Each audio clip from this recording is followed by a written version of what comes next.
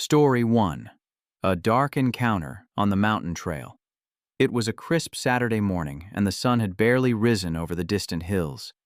Sarah and I had been longing for a weekend getaway, a break from our hectic city lives. We decided to take a trip to the rugged peaks of the Appalachian Mountains, a place we had explored many times before. Despite its popularity, the mountains always felt like a world apart, far removed from the stress of daily life. This time, we were headed to a secluded camping ground we had never visited before. The 3-mile trail, tucked away near the outskirts of the mountain range, promised a peaceful retreat. The drive was short, a mere 45 minutes, but as we neared the trailhead, the weather took a sudden turn. A heavy rain began to fall, drenching the landscape in a wet mist. At the trailhead, only one car was parked beside the road. The sight of the empty parking lot felt oddly deserted. There was a lingering sense of unease in the air. Sarah pointed out that the passenger door of the other car was ajar, and though we saw no one nearby, I made my way over to close it. The seat was soaked from the rain, but I thought nothing more of it, assuming the owner had left in a hurry. We set off down the trail, trying to make the most of the day despite the worsening weather. The path was slippery, and the steady rain seemed to make the forest even more isolated and quiet. As we trudged along, I couldn't shake the feeling that something was wrong, though I chalked it up to the eerie silence of the place. 2 hours later, we reached the campsite, which was nestled in a small clearing. The first thing we noticed was a tent already set up in the middle of the site. It was small, just big enough for one person. We assumed the occupant was inside, seeking shelter from the storm, so we picked a far corner and began to set up our own tent. Not long after, we heard voices from outside. The sound was muffled by the rain, but I instinctively unzipped the flap. I was startled to see 2 men standing only a few feet away. They smiled and introduced themselves. They claimed to have been camping there for a few days, though their words seemed strained, almost rehearsed. They wore tight jeans and plain t-shirts, a stark contrast to the usual gear worn by seasoned hikers.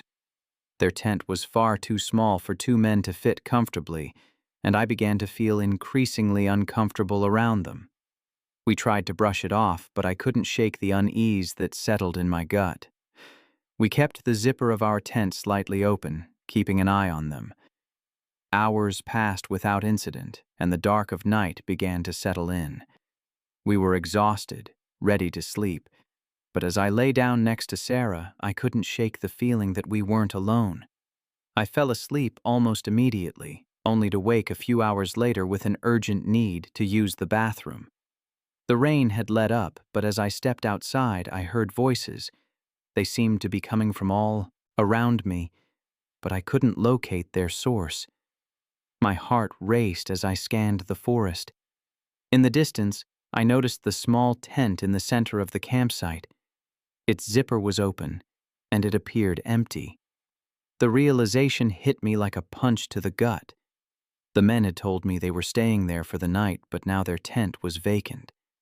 Panic set in. I ran back to our tent, waking Sarah. She was groggy, but quickly realized something was wrong. We both heard the voices again, but now they were closer. I grabbed my small pocket knife and motioned for Sarah to pack our things.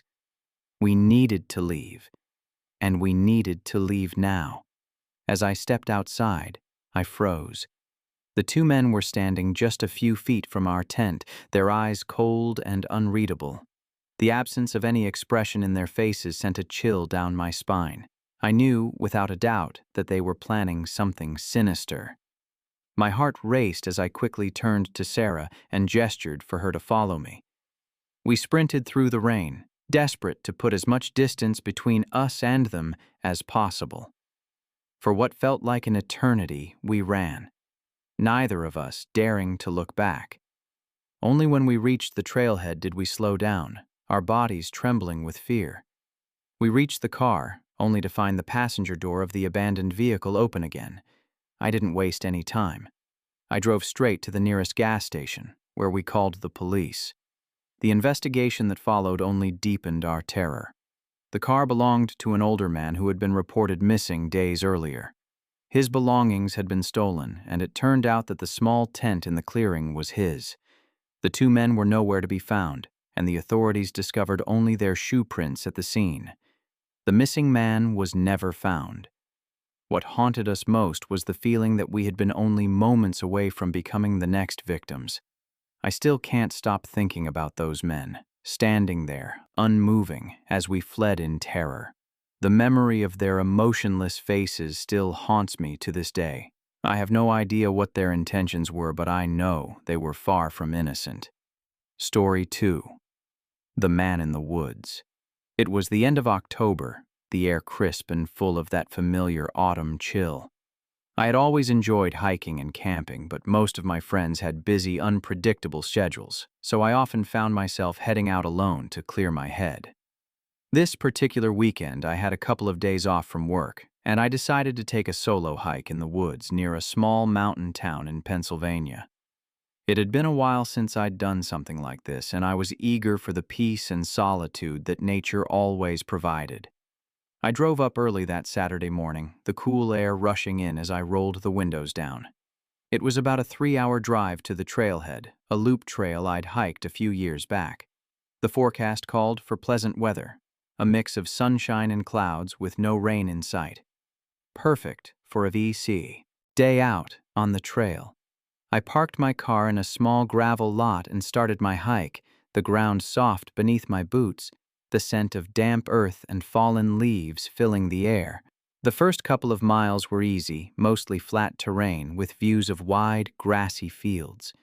As I ventured deeper into the woods, the trail began to climb, winding its way through thick trees and dense underbrush. It was quiet, too quiet, but I wasn't worried. I was used to hiking alone, and I welcomed the silence. After a few hours, I began to feel a slight fatigue. I hadn't planned on stopping yet, but my legs were starting to ache and my stomach was growling. I found a fallen log beside the trail and decided to take a break. I pulled out my snacks and sat down to rest for a moment, enjoying the view of the surrounding forest. I must have been sitting there for no more than 3 or 4 minutes when I heard the crunch of leaves. It was faint at first, but it grew louder. I looked up and saw a man walking toward me on the trail. He was alone. No backpack, no water bottle, nothing.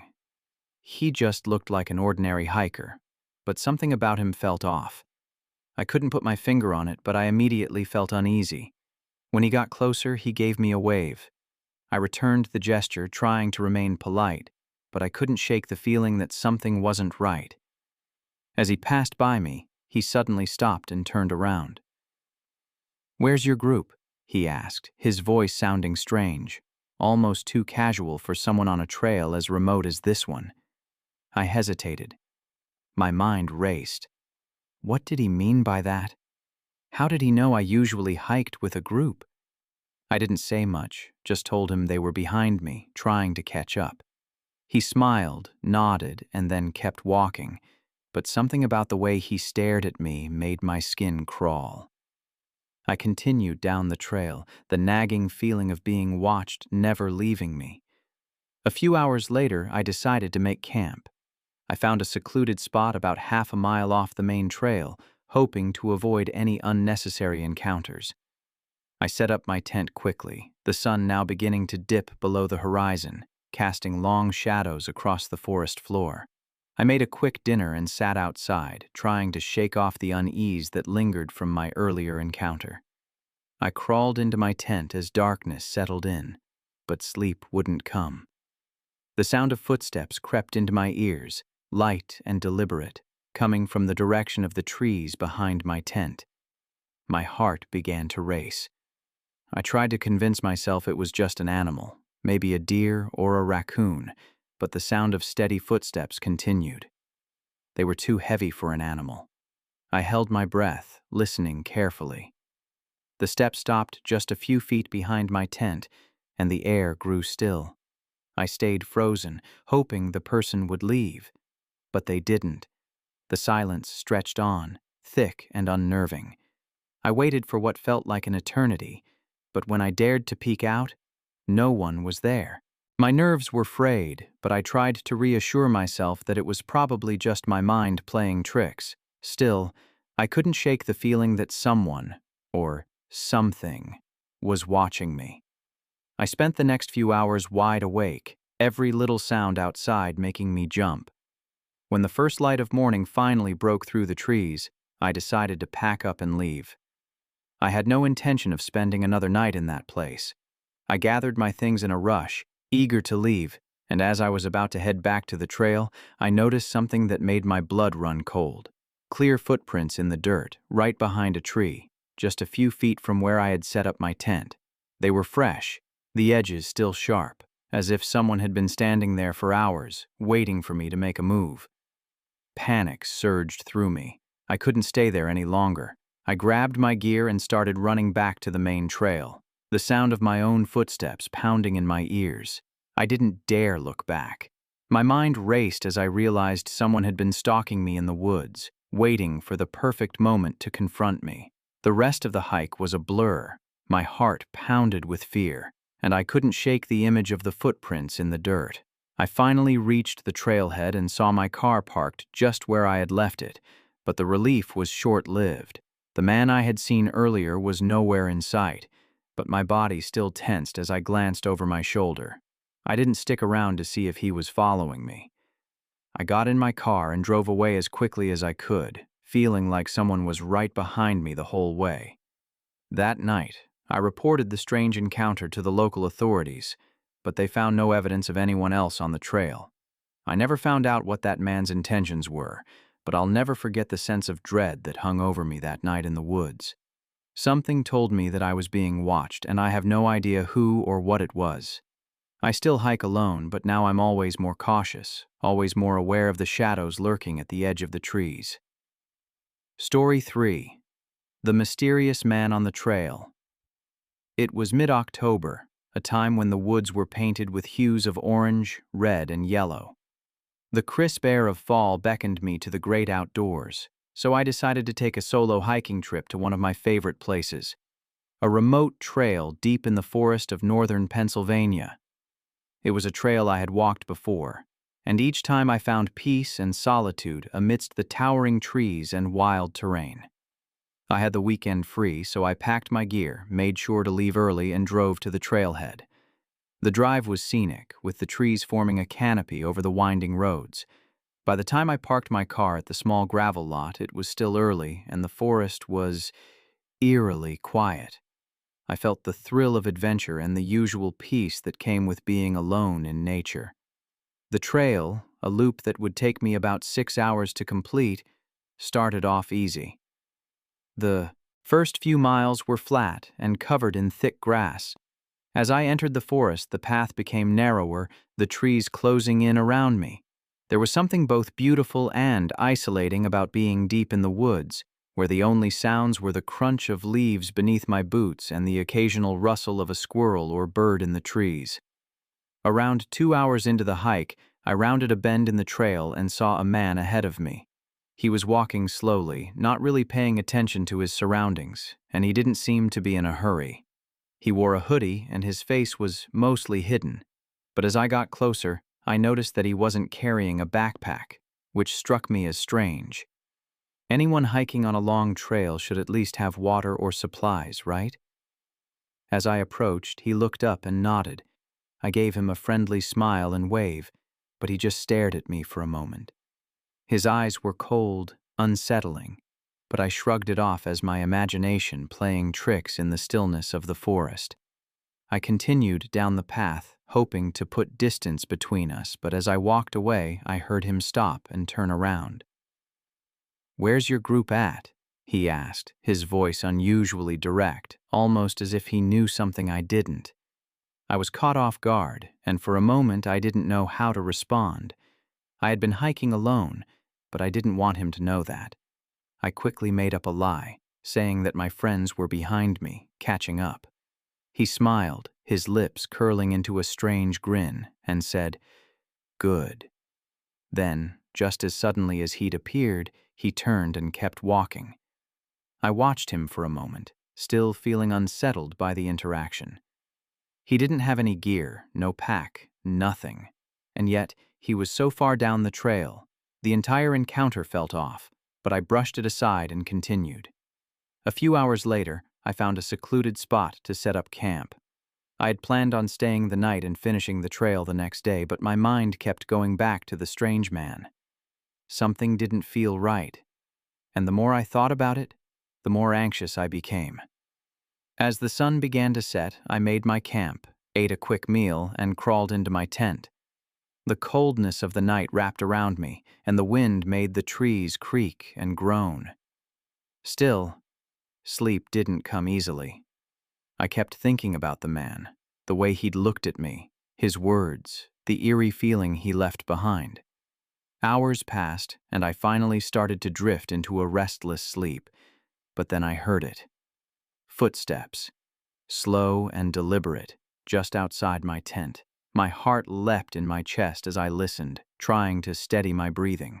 The footsteps stopped just a few feet from my tent, and I held my breath, straining to hear. There was no sound for what felt like an eternity. I waited, my heart pounding in my ears, but eventually the footsteps resumed, retreating back into the woods. I couldn't tell whether it was the same man or someone else, but the idea of being stalked in such an isolated area made my blood run cold. I lay there, unable to move, paralyzed by fear and uncertainty. As dawn broke, I could still feel the weight of the night's terror hanging over me. I packed up my things quickly, the quiet of the morning only amplifying the unsettling sense that I wasn't alone. As I left the camp, I kept glancing over my shoulder, half expecting to see the man standing there, watching me from the edge of the trees. But as I made my way back down the trail, there was no sign of him. The forest was as peaceful as it had been before, but the feeling of unease lingered in the pit of my stomach. I reached the trailhead in my car just as the sun rose higher in the sky. As I drove away, I couldn't help but think about the strange man, his cold stare, and his odd question. What had he wanted? Why had he been so interested in my presence on the trail? And why did it feel like he was watching me, even when I didn't see him? The whole experience has stayed with me. I don't hike alone as often anymore, and whenever I do, I'm always looking over my shoulder, wondering if someone is following me, or worse, waiting to pounce. Story 4. The Shadow Behind the Trees. It was a weekend in late autumn, the perfect time for a solitary hiking trip. The weather was cool but not yet freezing, and the forest seemed to welcome the stillness of the season. I had recently moved to a small cabin on the outskirts of a quiet town in the Appalachian region. The isolation was exactly what I had needed after months of city life, but it also came with a certain heaviness, a weight of loneliness that sometimes crept into my thoughts. I decided to spend that Saturday on a familiar trail I had hiked once before. It was one of those paths that wound through dense woods, leading to an old overlook that provided stunning views of the valley below. The kind of spot where you could lose yourself in nature, in the vastness of it all. I left early in the morning, eager to take advantage of the daylight. The fog had lifted, leaving behind the crisp scent of pine and damp earth. The trailhead was deserted when I arrived, which wasn't unusual for this time of year. People preferred to hike in the warmer months, but I liked it better this way. Quiet, isolated, undisturbed. The hike started off easy enough, a steady incline through a forest of tall, thin trees. The air was still, the only sound the crunch of leaves beneath my boots.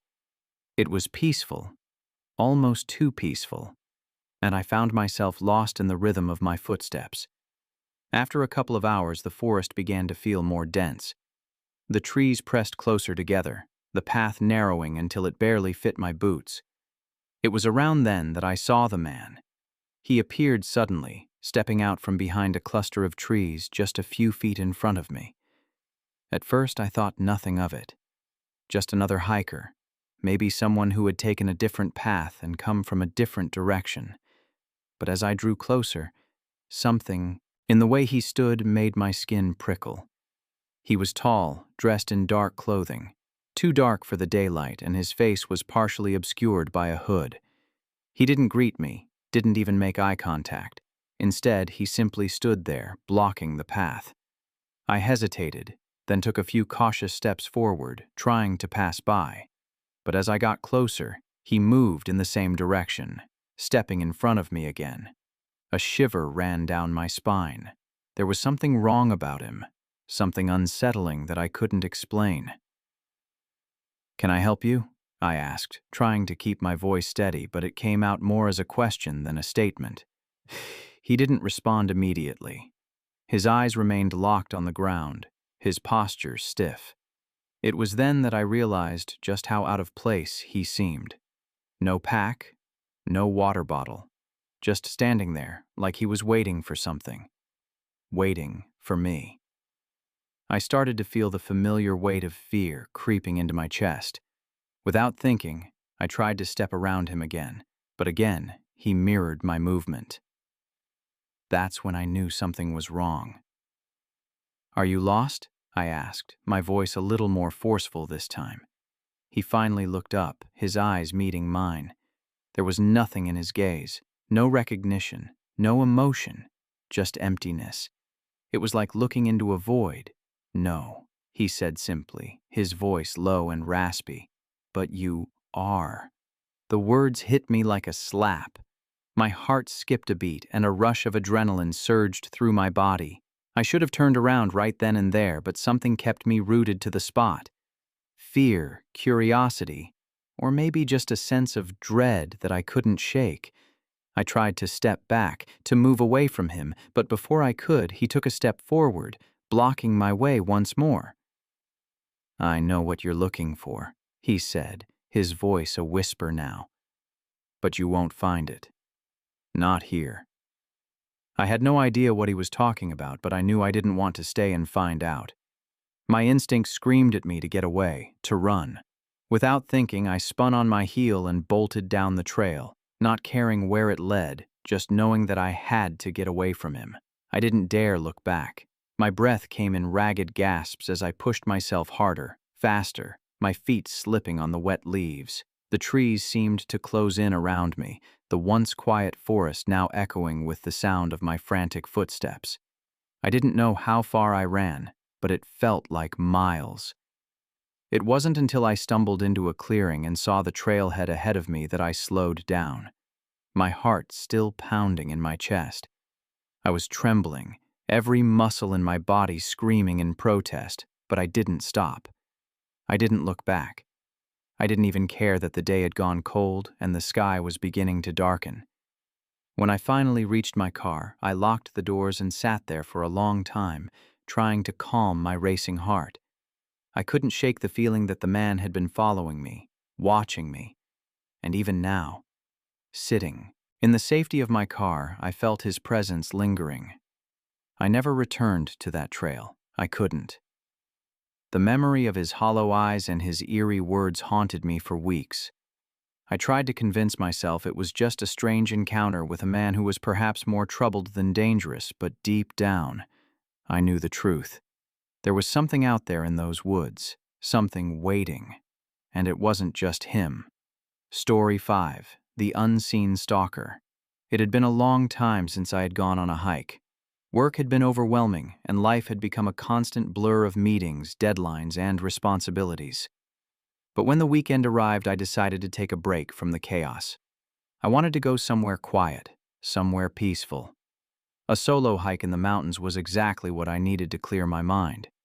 I chose a trail that I had hiked a few years ago, a moderately challenging path that led through a dense forest and up to a mountain ridge. The views from the top were incredible, and I remembered how tranquil and rejuvenating the place had felt. The air was crisp, and the weather was perfect for a day out in nature. I parked my car at the trailhead early on a Saturday morning, eager to get started. The lot was empty, and I didn't mind. It was still early, and I preferred solitude. I adjusted my backpack, made sure I had plenty of water, and set off down the trail. The first few miles were familiar, with the path weaving through tall trees and patches of open meadow. The forest was quiet, the only sounds the occasional chirping of birds and the rustle of leaves beneath my boots. The farther I walked, the more alone I felt. The peaceful isolation was exactly what I had been craving. After a couple of hours, I reached a fork in the trail that led to an overlook. I had been to this spot before, and it offered one of the best views of the valley below. I decided to take a break and enjoy the scenery. As I sat on a large rock, I looked out over the mountains, lost in the vastness of it all. It was the kind of peace I had been searching for. I sat there for maybe half an hour, enjoying the stillness, when I heard something that made me freeze. Footsteps. Light but deliberate, moving steadily closer. I wasn't sure how far away they were at first, but the sound of them became clearer, and I realized they were getting closer to me. My heart rate quickened, and a sudden sense of unease washed over me. I hadn't passed anyone on the trail, and I hadn't seen any other cars at the trailhead.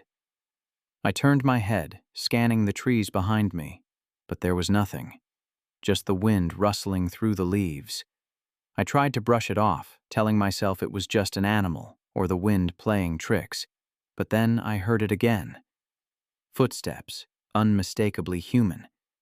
The sound was just behind me now, close enough that I could almost feel someone's presence. My stomach tightened. I stood up, scanning the area, my eyes darting around. Still, no one was in sight. The forest felt too still, too quiet now. The hairs on the back of my neck stood up, and I couldn't shake the feeling that someone was watching me. I gathered my things quickly, deciding to continue on the trail and get away from whatever was lurking in the trees. As I started walking again, I could hear the footsteps behind me, matching my pace, but never getting any closer. It was as if whoever was following me was doing so at a distance, just close enough to make me feel uneasy, but not close enough to be seen. I picked up my pace, my heart pounding. The footsteps kept their rhythm, following me, never stopping. I couldn't see anyone, but I knew I wasn't alone. My thoughts raced, and I considered all the possibilities. Someone lost on the trail, someone who had been following me for miles, or worse, someone who had been waiting for the perfect moment to approach. I reached the steep part of the trail that led up to the ridge, my legs burning as I climbed. The footsteps kept pace, never faltering. It was as if the person behind me was perfectly synchronized with my movements. I glanced over my shoulder, but there was no one there, just the dense forest and shadows stretching long across the trail. I reached the summit, the ridge offering a breathtaking view of the surrounding mountains. But the beauty of the landscape did nothing to calm the fear that had settled in my chest. The footsteps had stopped, but I knew they were still there, watching, waiting. I took a deep breath and tried to convince myself that I was overreacting. Maybe it was just a hiker, maybe someone who had been further up the trail and was now returning. But something told me that I wasn't alone in the way that I thought I should be. As I sat at the edge of the ridge, I scanned the trees below, my thoughts constantly drifting back to the footsteps, to the feeling of being followed. And then, in the corner of my eye, I saw it, a shadow moving between the trees. It was quick, almost imperceptible, but I was sure I saw it. I stood up abruptly, my heart racing again. I wasn't going to wait around to see if my instincts were right. I grabbed my pack and headed back down the trail as quickly as I could. The footsteps didn't start again, but the feeling of being watched never left. I didn't stop until I reached the trailhead. As I approached my car, I glanced over my shoulder once more, but there was no one there. The forest was still. I felt the tension in my shoulders ease, but I couldn't shake the sense that I had been followed, that someone had been out there, just behind me, the entire time. I drove home in silence, the images of the shadow and the footsteps lingering in my mind. I never told anyone about it, not sure if I wanted to believe it myself. But to this day, I can't explain what happened. Whether I was being followed or if it was just my mind playing tricks, I don't know. But I do know that I haven't gone hiking alone since that day.